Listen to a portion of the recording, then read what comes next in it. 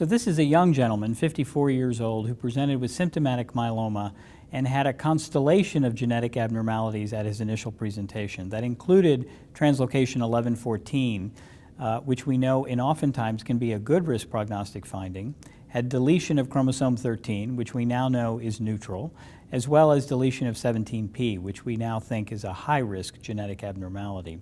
And so this is a patient that clearly needed initial induction therapy and presented with what I would consider to be a high-risk phenotype at the time of initial diagnosis. Prognosis in the context of abnormal cytogenetics is really a moving target in myeloma.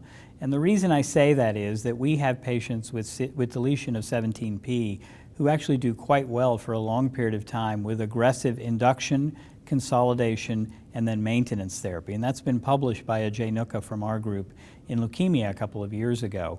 There are other patients who, despite our best efforts at aggressive induction, consolidation, and maintenance, have very, very rapid progression and early death, often within 2 years. And so this is a patient that I would think about that has high-risk disease with deletion of 17p, but I think we could offer them a pretty reasonable progression-free and overall survival with aggressive therapy.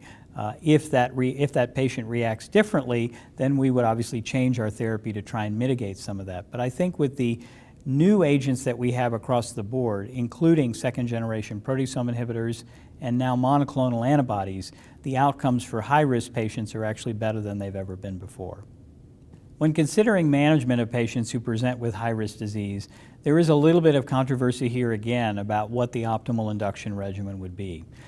At our center, this patient would have received a bortezomib, lenalidomide, and dexamethasone, or VRD-based induction. We have over 700 patients worth of data on this, about a quarter of which were high risk, and we think our outcomes certainly with that regimen are very reasonable.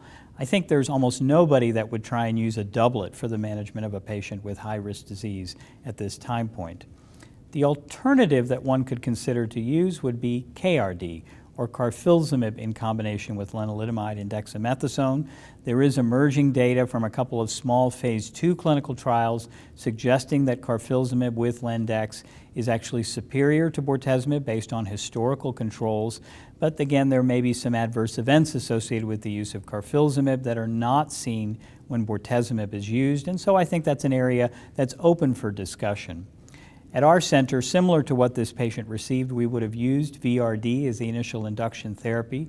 We would have collected stem cells after 4 cycles of therapy and would have taken this patient to a single cycle of high-dose therapy and autologous transplant. The role of tandem transplant is also being explored predominantly by the Europeans, and there's 2 data sets around this question about single versus tandem transplant.